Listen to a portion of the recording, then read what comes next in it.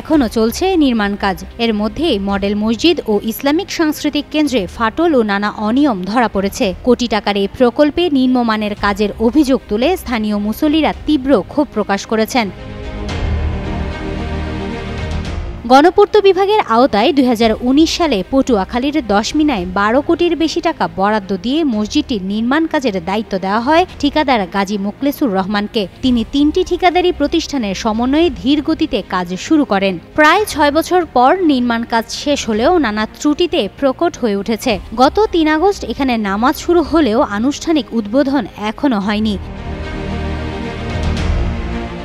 সরেজমিনে দেখা যায় নিচতলার একাধিক স্থানে দেখা গিয়েছে ফাটল। দ্বিতীয় তলায় ওঠার সিঁড়ি ও নামাজের স্থানে বসানো হয়েছে ভাঙা টাইলস। তৃতীয় তলার ছাদে ওঠার রেলিংয়ে মরিচা পড়েছে।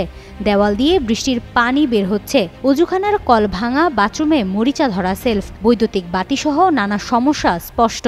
ছাদের এক জায়গা দিয়ে পানি পড়ে, আসলে ছাদ দিয়ে পানি পড়ে এটা আমরা পারিবারিকভাবে ঘর তুললেও ছাদ দিয়ে পানি পড়ে না। মসজিদের টাইলসে ফাটা, বাথরুমের ফ্লাশ নষ্ট, হ্যান্ড ওয়াশে রাখি আমরা, সেটাও অনেক স্টার নষ্ট হয়ে গেছে। বিভিন্ন জায়গায় ফাটা টাইলস লাগানো আছে এবং আমাদের সামনের জায়গাটায় বিদ্যুতের লাইন ওদিকে আর্থিং করছে এবং তাদের কাজকর্ম একটুকু ভালো হয় নাই। এটা তো আমরা ব্যবস্থা নিব, এটা তো আমাকে ঠিকাদার কাছ থেকে আমরা এখন বুঝে নি নাই, এটা তো সে ঠিক করবো, তারপর আমরা তাকে বুঝে নিব। হ্যাঁ, এটা যদি হয়ে থাকে এটা ঠিক হবে, সমস্যা নেই। মসজিদের পুনর্নির্মাণে সংশ্লিষ্ট কর্তৃপক্ষের প্রতি কার্যকর পদক্ষেপ নেয়ার দাবি জানান স্থানীয়রা। হিমাতুল জান্নাত, যুগান্তর নিউজ।